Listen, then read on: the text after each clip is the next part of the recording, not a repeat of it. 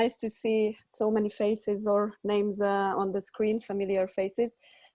So welcome everyone. I will be very short. I know it's the last presentation and you must be really exhausted of hearing a lot of information. I was also asked to do a presentation about the project in 5 minutes.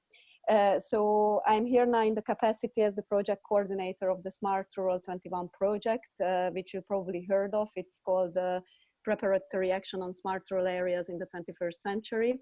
There are few people actually in the thematic group who are actively working and directly working with that project as well. David, if you can switch slide.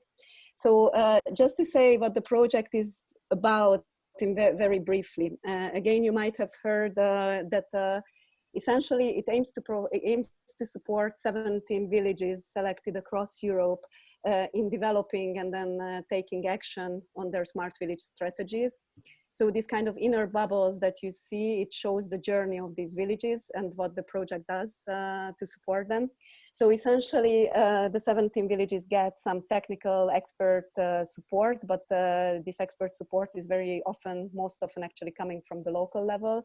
There are a series of opportunities for peer-to-peer exchange, which is this bus and the little guys chatting in the left bottom corner. And then to reach somehow a smart village strategy stage, which very much builds on existing work. So as it was said several times today, it's not starting from scratch. And then take actions on some concrete things that the strategies include. So that's kind of the journey we take with the villages. The outer circles, of course, it's a lot of sharing of information externally and practical information mostly.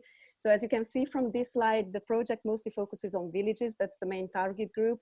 But of course, there are very important lessons to be drawn for the European level and for national level policymaking as well.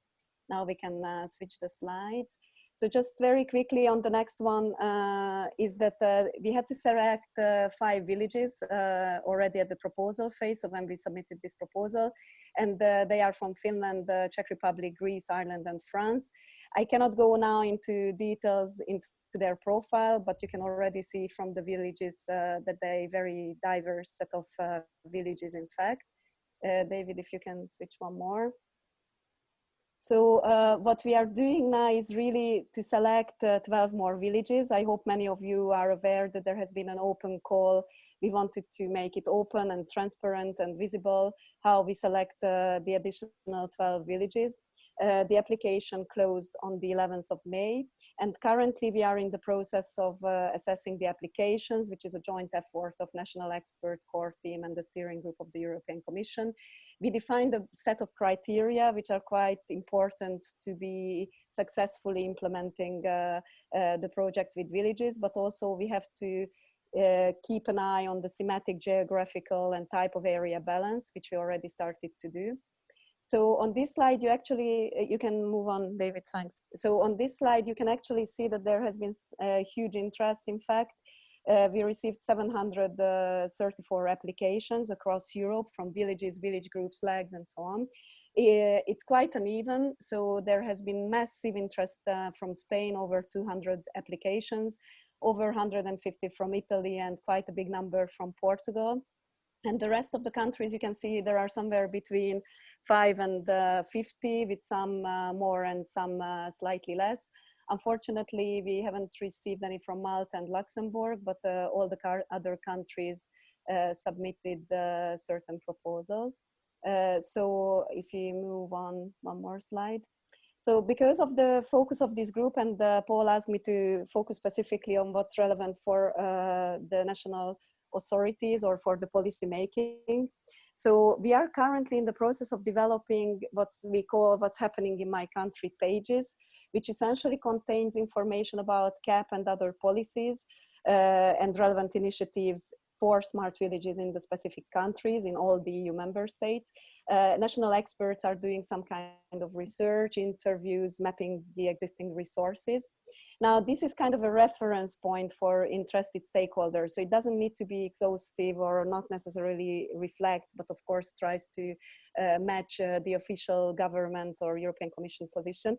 So it's really a repository of resources. And here I need to stress, because I know this has been a concern for some people, that we really try to cooperate and build on the resources that were developed by the ENRD. So the point is absolutely not to duplicate and restart again the work of the thematic group. But in fact, we really want to build on the resources. And one key thing is that this site would rather show linkages, so could cross-reference, for instance, the papers that ENRD developed in the national context, so that people can easily access information on what's happening in their countries.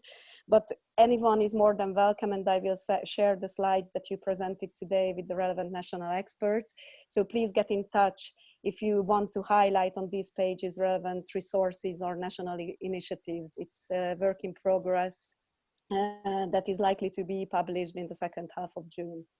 And then my last slide and last point, what I want to highlight at this stage is that really the synergies with the work of NRNs and ministries, and I was listening to this with really great interest from all of you today.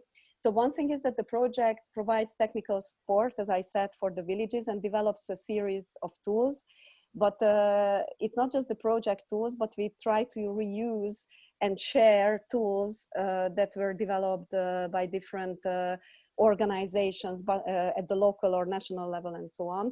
So there will be a roadmap roadmap toolbox as well, which builds very much on existing experience. And in that context, what Alexia said just now is very interesting as well. So what we see as a great opportunity is really to explore synergies with the work at the national level. So as you know, like there are a number of villages with great interest now, and I think we need to keep that, sorry, can you move back, David? It's a few more points. So we really want to explore synergies with the work at the national level, because we think that those villages who applied, and probably even more, would be very keen to get some kind of technical support in developing and implementing their strategies.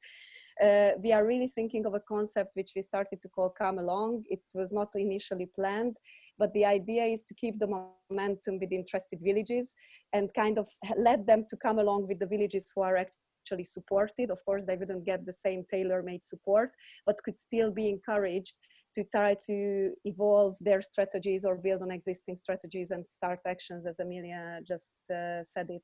So we really want to keep the NRNs informed, and we want to, and the ministries informed, and get in touch if you're interested to explore any further synergies with the work of the project and those at the national level. That's really, in a nutshell, what I wanted to say and highlight. Thank you for the attention.